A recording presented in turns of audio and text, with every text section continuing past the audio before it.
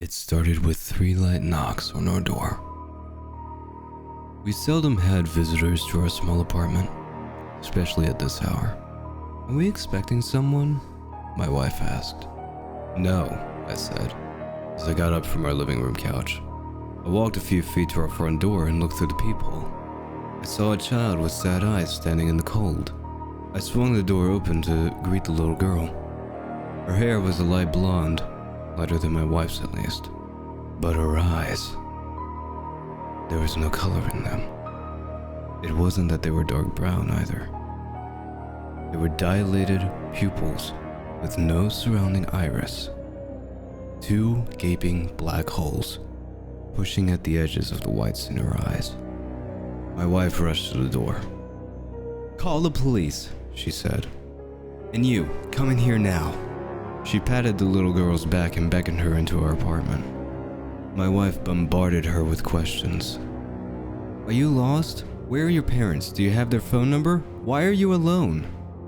The girl didn't vocally respond to any of the questions. She either shook her head or nodded if it was a yes or no question.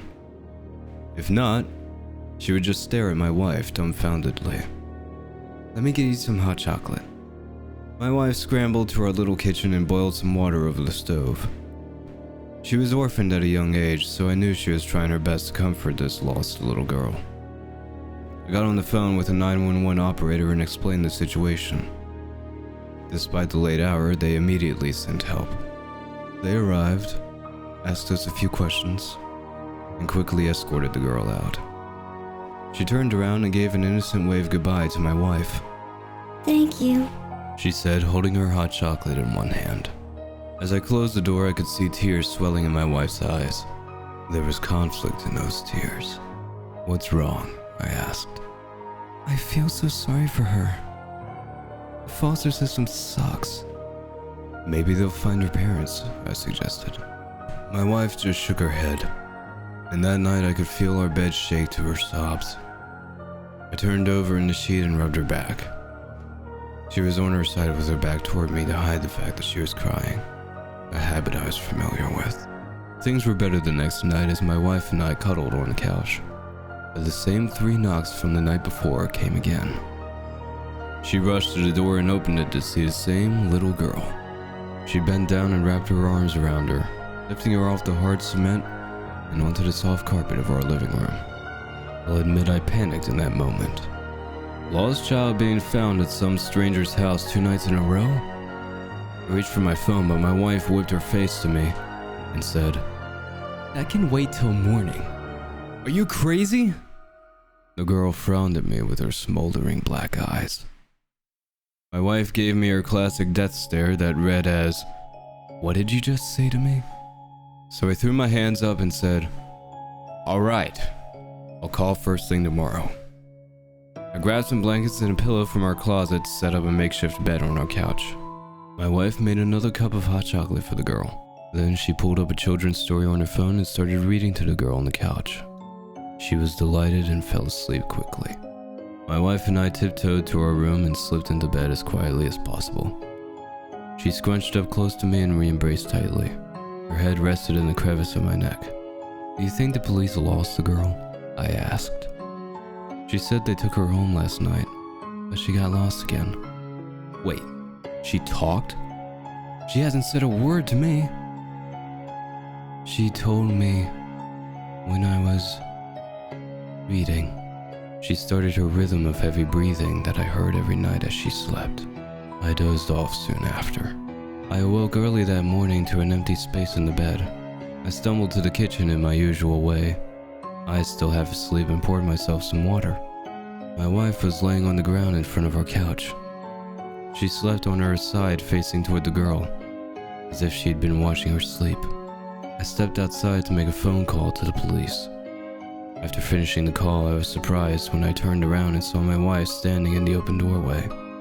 She held the girl in her arms and sighed at me. "What?" I asked. She walked back into the house and I followed her in. I tried getting her attention, but both of them gave me the cold shoulder until the police showed up. They were frazzled this time, apologizing to us as they tried to beckon the girl to leave with them again. This time the girl went kicking and screaming. My wife held her hand over her mouth and cried as she watched the police drag her out of our apartment. I got home from work that night and received one of the more dreadful greetings I'd ever received from my wife. "Oh, you're back." She wasn't sad like the night before. She was pissed. I tried opening conversations with her to no avail. She glued her eyes to the floor or her phone the entire evening. When bedtime came around, she shooed me into our bedroom while she curled up on the couch. Like the previous night, I woke up early to an empty space where my wife normally slept. Only now, my wife was standing as a shadowy silhouette at the foot of our bed. I couldn't quite see her face in the darkness, but I felt the intensity from her eyes pin my shoulders to the bed. "You let them take her," she said. "What?" I sat up sharply. "She's a lost child. She doesn't belong with us." "You let them take her." She lowered her hand from behind her back down to her side, and I saw our largest kitchen knife held tightly in her clenched fist. I jolted over in bed and flipped on the light switch. My wife reacted to the light and dropped the knife. Her eyes squinted and she fluttered them as she does when she wakes up. "What happened?" she asked as she stood there. "Careful." I pointed to the knife on the ground. "Don't step on it." She picked it up in confusion, eyes now wide awake. "Why is this here?" "You were standing here, pointing a knife at me." She burst into tears and slammed her face into our bed. I crouched next to her and put my arms around her. "It's okay," I said, "but I think we need to see someone to figure this out." She nodded, still sobbing face first into the blanket. The next thing I did was call in sick to work. Nothing like this had ever happened to my wife, and I was determined to be there for her until we found a way to fix it. I made her breakfast that morning, but she fell asleep on the couch before I could finish it. She was dead tired.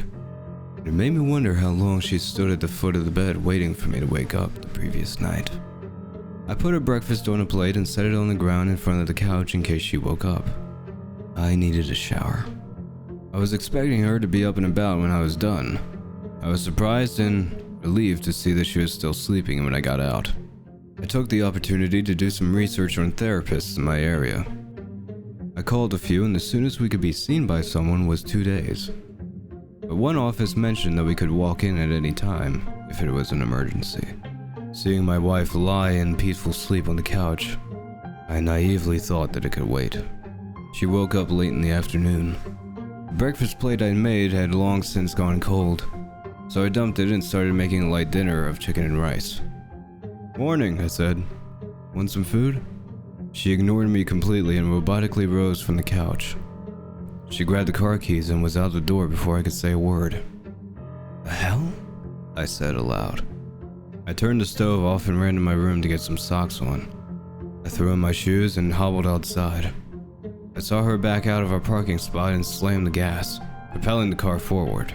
Smoke rose from the tires as she sped out of our complex and towards the highway. I went back inside and tore my phone out of my pocket. I called her and heard her phone vibrating in between the couch cushions. I growled to myself and went to pick it up.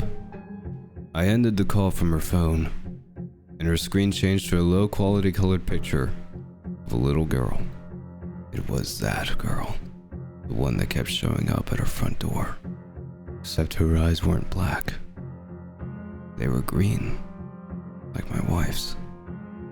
She stood alone, staring at me as if I was a stranger.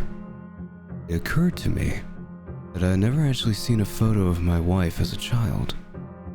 She always said that her parents never cared enough to take any pictures before they abandoned her. I put her phone down and tried to think of where she would have driven off to. But I lost my train of thought when I heard 3 faint knocks at my door. It was her, the little girl with black-colored eyes. What did she want? She already turned my wife against me. And in all the time she spent in our apartment, she never showed a bit of interest in me.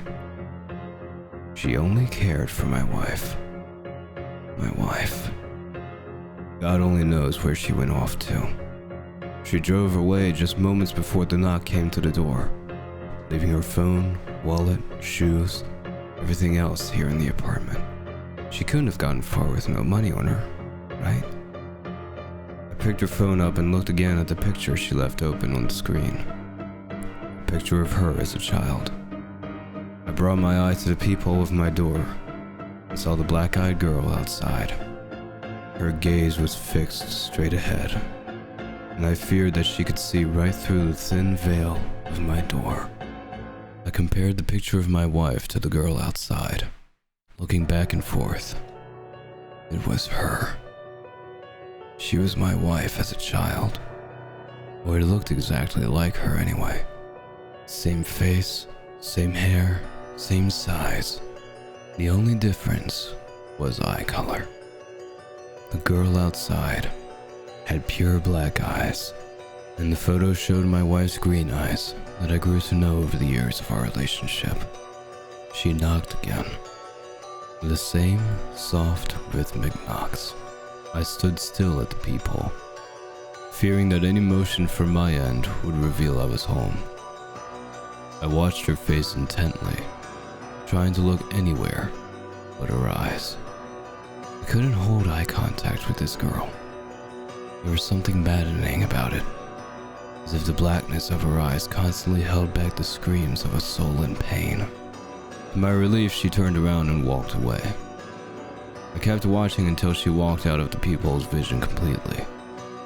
I scrambled to the kitchen counter where my phone, keys, and wallet were. I shoved my things into my pockets along with my wife's phone. I wasn't waiting around for the girl to knock on my door again. I called my parents. I hadn't asked them for anything since I moved out at 18. To be honest, I don't think I talked to them since the day of my wedding. But desperate times, desperate measures, and all that. I would have them meet me at a gas station nearby, or even the park down the road, hell, anywhere that had living, breathing people around. I put my phone in my ear, but heard no ring. After a few seconds, I realized my phone didn't have service. I slammed my fist on the counter, angry at the whole situation. The darkness rose outside my apartment. I could tell because less light was shining through the cracks of my window blinds. I approached my window and opened the blinds to see big puffs of white clouds block the sun. In the shade created, I saw the little girl standing in the middle of my apartment complex parking lot, staring at me. The white clouds became darker and darker. The landscape outside quickly shifted from the cool light of a late afternoon to a pitch black midnight with no moonlight shining through. I swung open my front door and took off running, but the blackness overtook me. I lost sight of the parking lot, the apartment complex, and eventually all surroundings. They all turned to a thick, dark fog that extended in all directions. I looked down and screamed as the floor turned to black nothingness. I thought I would fall, but my feet stayed grounded. I closed my eyes and reopened them, only to realize I could see no difference in the level of darkness. I only knew my eyes were open from muscle memory, and the fact that I could see my hands if I held them up to my face. I ran at least 20 yards from my front door, so I was shocked when I turned around and saw it right behind me. A tall, white door floated there in the black void. I tried to open it, but it was locked. I shivered in this lonely, cold wasteland of emptiness. Do you know where you are? The high-pitched voice of the little girl echoed through the black fog. She appeared behind me, so I backed into my apartment door out of fear. It felt hard to breathe in the thick mist of the darkness, so I leaned more of my own weight against the door.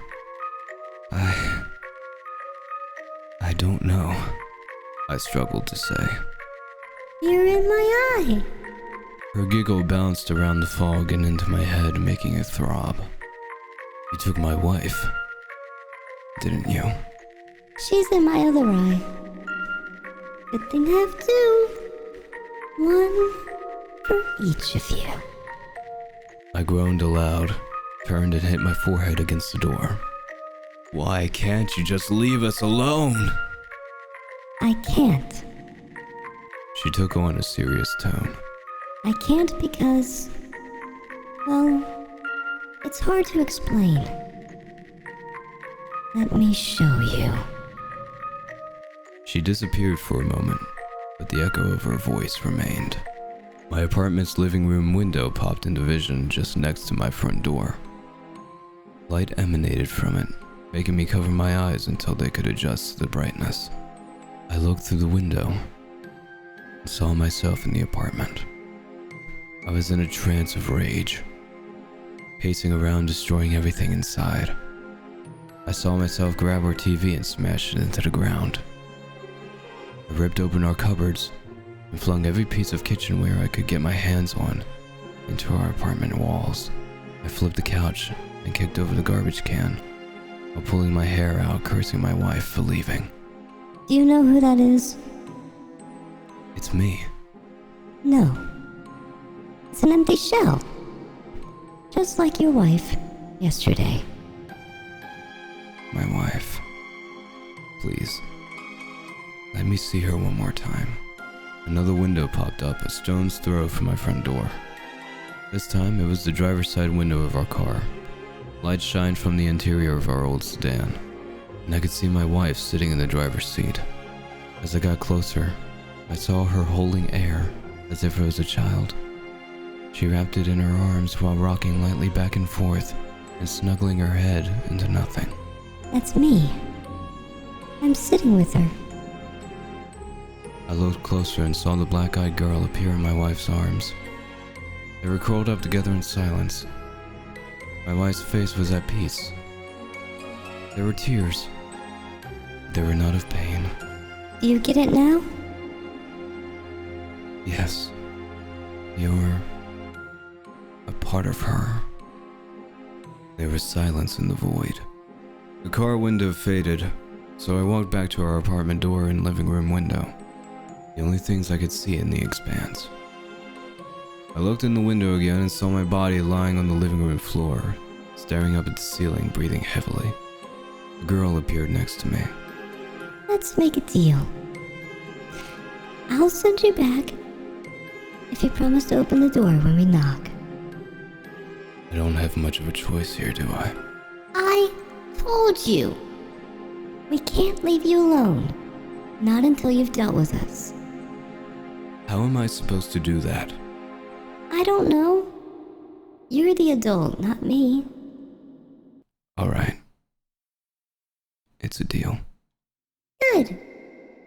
Now just knock on the door. What? She motioned to the outside of my apartment door. Knock. I lifted my arm to the tall door in front of me, feeling weaker and smaller. I turned my head and my wife grabbed my unoccupied hand as she latched her other hand with the girl. I managed 3 little knocks to the door. I came to in my living room to the sound of 3 knocks. I was staring up at the ceiling, still feeling blood rushing from anger. I looked around and saw that I was lying in rubble. Crumbled drywall was spread across the carpet, which was also littered with shattered glass. The worst headache of my life overwhelmed me, but I knew I needed to get the door quickly. I got up and opened it to the girl and my wife. Her eyes told me that she was sorry for leaving. Somehow they also managed to forgive me for being an asshole at the same time. I curled my lips up in a slight smile. I even stomached looking the girl in her black eyes for a few seconds, despite still feeling uneasy about it. But there was a third with them. It was a little boy with big black eyes that pushed against the whites. I recognized him instantly. He was the one that just knocked. He was me.